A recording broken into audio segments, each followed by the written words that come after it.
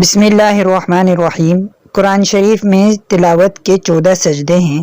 جہاں جہاں قرآن کریم کے کنارے پر سجدہ لکھا رہتا ہے اس آیت کو پڑھ کے سجدہ کرنا واجب ہو جاتا ہے، اور اس سجدے کو سجدہ تلاوت کہتے ہیں۔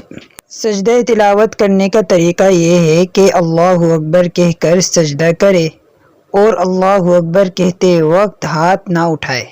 سجدے میں کم سے کم 3 دفعہ سبحان ربی الاعلیٰ کہہ کر پھر اللہ اکبر کہہ کر سر اٹھا لے، بس سجدہ تلاوت ہو گیا۔ بہتر یہ ہے کہ کھڑے ہو کر پہلے اللہ اکبر کہہ کر سجدے میں جائے، پھر اللہ اکبر کہہ کر کھڑا ہو جائے۔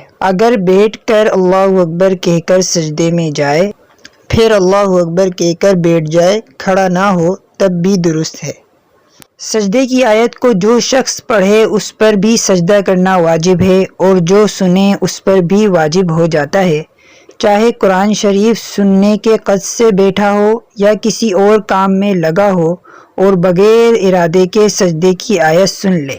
اس لیے بہتر یہ ہے کہ سجدے کی آیت کو آہستہ پڑھے تاکہ کسی اور پر سجدہ واجب نہ ہو۔ جو چیزیں نماز کے لیے شرط ہیں وہ سجدہ تلاوت کے لیے بھی شرط ہیں، یعنی وضو کا ہونا، جگہ کا پاک ہونا، بدن اور کپڑے کا پاک ہونا، قبلے کی طرف سجدہ کرنا وغیرہ۔ جس طرح نماز کا سجدہ کیا جاتا ہے اسی طرح سجدہ تلاوت بھی کرنا چاہیے۔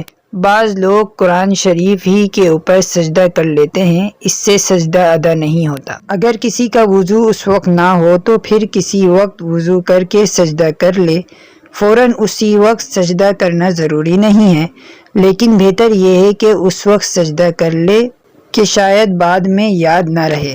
اگر کسی کے ذمے بہت سے سجدہ تلاوت باقی ہوں، اب تک ادا نہ کیے ہوں تو اب ادا کر لے۔ عمر بھر کبھی نہ کبھی ادا کر لینا چاہیے، کبھی ادا نہ کرے گا تو گناہگار ہوگا۔ اگر نماز میں سجدے کی آیت پڑھے تو وہ آیت پڑھنے کے بعد فوراً نماز ہی میں سجدہ کر لے، پھر باقی سورت پڑھ کے رکوع میں جائے۔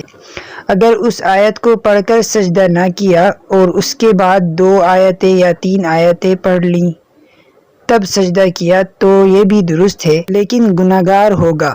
سجدے کی آیت پڑھ کر اگر رکوع میں چلا جائے اور رکوع میں یہ نیت کر لے کہ میں سجدہ تلاوت کی طرف سے بھی یہی رکوع ادا کرتا ہوں، تب بھی وہ سجدہ ادا ہو جائے گا، اور اگر رکوع میں یہ نیت نہیں کی تو رکوع کے بعد سجدہ جب کرے گا تو اسی سجدے سے سجدہ تلاوت بھی ادا ہو جائے گا، چاہے کچھ نیت کرے یا نہ کرے۔ نماز پڑھتے وقت کسی اور سے سجدے کی آیت سنے تو نماز میں سجدہ نہ کرے بلکہ نماز کے بعد کرے۔ اگر نماز ہی میں کرے گا تو وہ سجدہ ادا نہ ہوگا، دوبارہ کرنا پڑے گا۔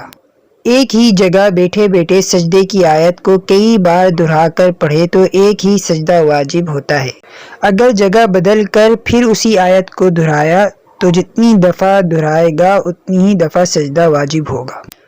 اگر ایک ہی جگہ بیٹھے بیٹھے کئی آیتیں سجدے کی پڑھے تو جتنی آیتیں سجدے کی پڑھے گا اتنے سجدے واجب ہوں گے۔